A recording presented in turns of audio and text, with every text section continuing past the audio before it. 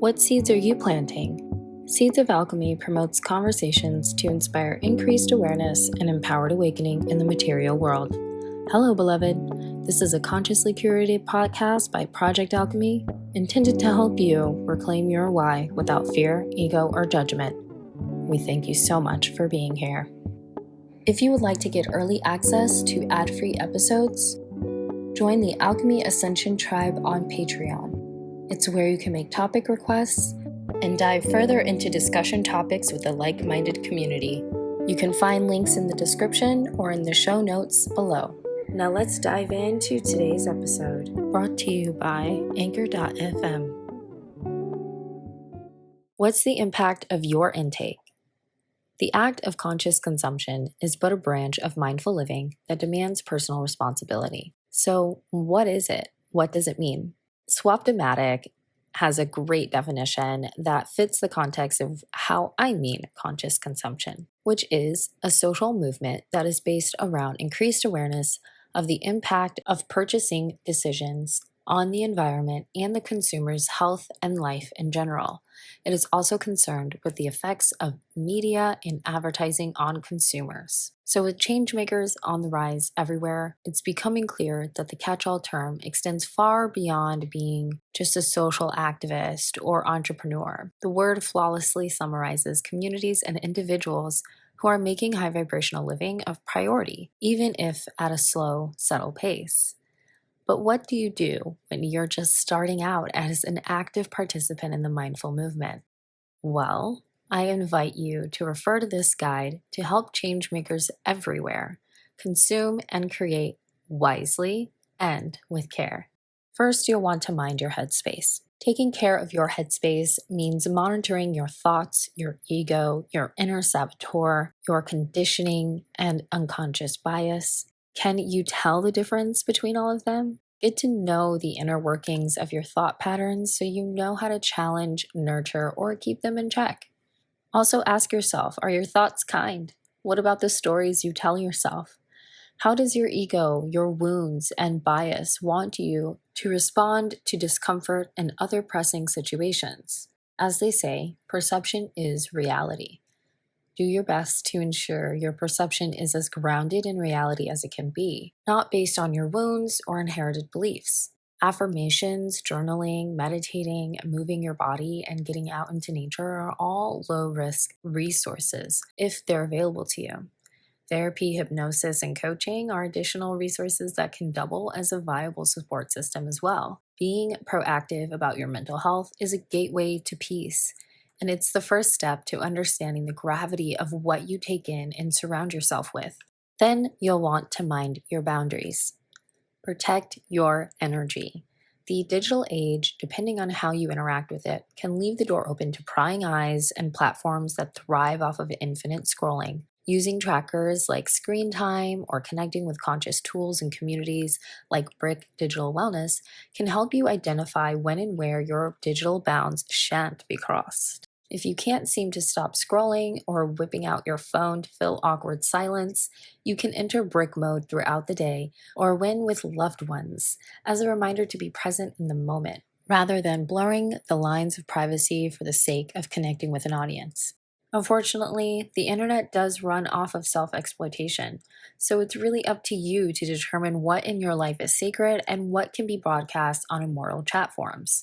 Be mindful that some will respect how you share your energy or curate a community online, and others may feel entitled to all of you or judge what you don't share. This begs the question, can boundaries in social media exist and/or coexist?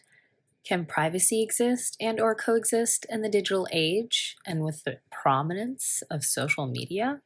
Next, you'll want to mind your time. Outside of scrolling multiple feeds to fill the void of boredom, minding your time means being thoughtful of how you spend your days as a whole. For example, are you working a dead-end job that you absolutely despise? There's a phenomenal movement occurring around the world right now, which happens to be an unexpected byproduct of the COVID-19 pandemic, coined as the Great Resignation. This movement embodies the concept of conscious consumption in terms of how it's inspiring people all over the globe to question how they've been using their time, to line the pockets of corporation fat cats, in addition to how they've been duped to strive for goals that exist only outside of themselves.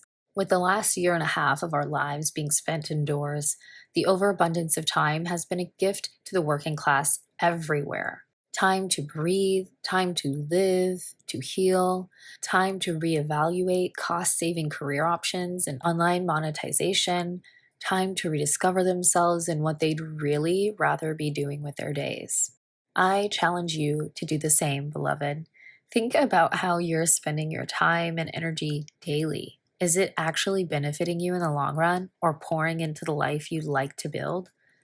Is it actually fulfilling you? I challenge you from here on out, beloved, to use your time wisely. Use it to consider how to not only get out of the rat race and matrix, but also how to get back to living out your legacy building purpose altogether.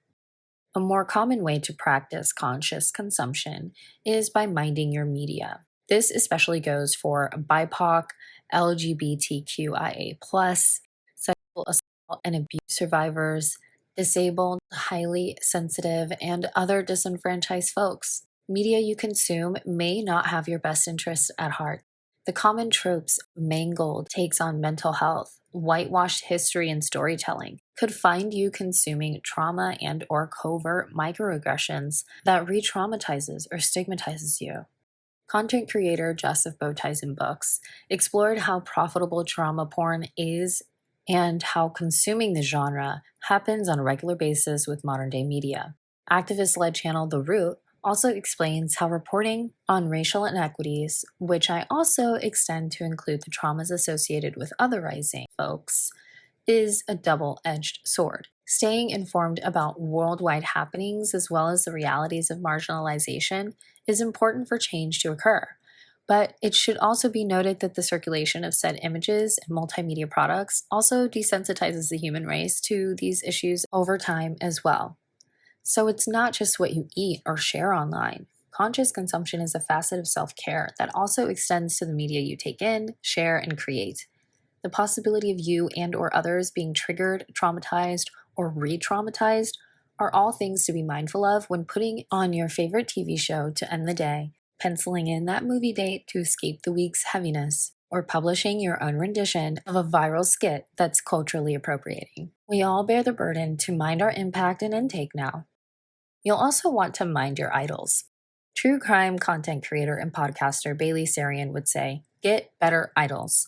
I, however, would challenge you to question why idolizing another imperfectly perfect human being is even necessary. The internet is a place where people can be sainted and or vilified in a matter of seconds. This could be due to the exposing or self-reporting of gross misconduct, racism, and abuse of influence or power, or because the masses impart an unconscious bias that holds another imperfectly perfect human being to ungodly standards. This makes exposés a tough pill to swallow because the parasocial nature of social media friends, communities, relationships, and cult-like followings makes it nearly impossible to report or hold those in power or those with influence accountable. It's even harder for those with influence and power to hold themselves accountable when their base becomes more like an echo chamber for toxic behavior than one of impartial observers. With corporations operating more often than not as people in the United States, one could say this line of thinking applies to businesses and service providers as well. However, when we remember that we are all equally flawed human beings, it's not as jarring to hear that another has behaved as such. In fact, it becomes easier to 1. Extend compassion where needed, 2. Decide for yourself who and what kind of behavior you support, and 3. Allow people the room to grow. Remember that you have the right to boycott, and demand better of service providers, businesses, creators, or prominent figures in society. They're all human beings, or in some cases, run by them, who will not only mess up from time to time, but are also capable of evolving if they want to. So do your best to reserve judgment without enabling bad behavior, to remain neutral, release expectations, and to not rely on the court of public opinion to draw your own conclusions. When someone hears conscious consumption, they might assume it only refers to the food one eats. And that's somewhat true. You will want to mind your ingredients. Allergies, health scares, increased infertility rates, the contents of your food and household products can be harboring secret resentment. As within, so without is a mantra that usually references the star's effects on one's affairs, but it works here too. Reviewing your ingredients is more than just food deep. I'm talking about paying attention to the contaminants that are in your everyday hair care, skin care, beauty, hygiene, and cleaning products, as well as more than the 80 contaminants that could be in your drinking water. So, if available to you, acquiring a water distiller or shower filter from H2O Labs can offer you some much needed peace of mind. Look out for triclosan, aluminum, petroleum, pesticides, lead, phthalates, parabens, sulfates, silicones, and other harsh chemicals. And instead, do look for non GMO, organic, cruelty free, pesticide free, PETA approved, plant based, pet safe, sustainably or ethically made labels. You'll also want to mind your fabrics and their imprints too. Shop small and local to not only increase your chances of connecting with well informed sellers and growers. That act alone will also send the message that quality comes before profit. You'll also want to be mindful that greenwashing is a common tactic used in marketing to trick consumers into buying products that aren't actually manufactured or sourced using sustainable practices. A quick Google search will pull up articles by Earth 911, The Guardian, and Medium.com that point out how you can recognize greenwashing before placing another order to restock your cabinet. I know that determining the validity and toxicity of your favorite things is definitely a learning curve. Detailed lists like those created by Truth in Advertising can help you stay informed about which companies have been accused of greenwashing and selling harmful products. And lastly, you'll also want to mind your money. Depending on where you're located, your society may operate off of mass overconsumption. It's hard to escape the seasonal emotional manipulation that accompanies marketing. There's an enormous amount of pressure to participate in and uphold profit driven traditions. Realizing how much you purchase, who you're purchasing from, as well as the utility, contents, and durability of your purchases is one thing. Investigating where your money goes, how often you consume, as well as the value of your spending is a completely different topic. For example, do you think about how much the garment worker who made your affordable fast fashion top got paid? Or what your particular banking institution invests in? Or what intersectional justice initiatives your favorite outlet is working to address or follow through with? Or if your purchase feeds the wealth gap, a local farmer, or the family of a small business owner, your hard-earned dollar holds astounding voting power. As a consumer, you yield the incredible power to invoke change within the marketplace. It may mean you take on more responsibility, yes, but it may also mean you get to have a say. You get to have the power to affect change by investing in the world and future you want to see. To close out today's episode, I want to drive home the point that being a conscious consumer is nothing to be feared or overthought. Apps like Boycott, Good on You, and progressive publications like The Good Trade share shopping guides for beginners as well as those evolving within the movement. Blogs like Sustainably Chic, The Puerto Rican, and The Honest Consumer can also help you stay informed about responsible fashion and organic lifestyle products. No matter where you find yourself, there are endless resources to help you get started, most of which are housed in our Conscious Consumption Resource Library at projectalchemy.com. For those moments when all you have are questions. For all the beginners out there, take it day by day, please. Give yourself the grace and time to unlearn habits that are rooted in immediate gratification. Becoming a more thoughtful consumer and/or creator is truly more about progress than it is perfection. Don't be afraid to ask questions or educate yourself on how to mind what you keep and to enforce a self-care habit that mirrors the state of our collective well-being.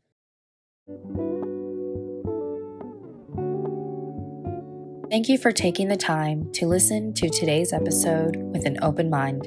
We hope it inspires you to align with higher consciousness and welcome growth in all areas of your life. We hope you know you're supported, not only by the universe, but also by the Project Alchimie community. Feel free to make your way over to our show notes and description box for resource links, as well as the link to join our Alchimie Ascension tribe on Patreon.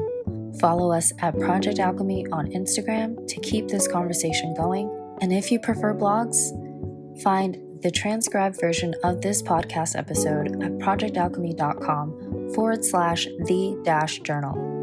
With that, we send you peace and love, and we hope that you'll join us again in the next episode. Namaste, beloved.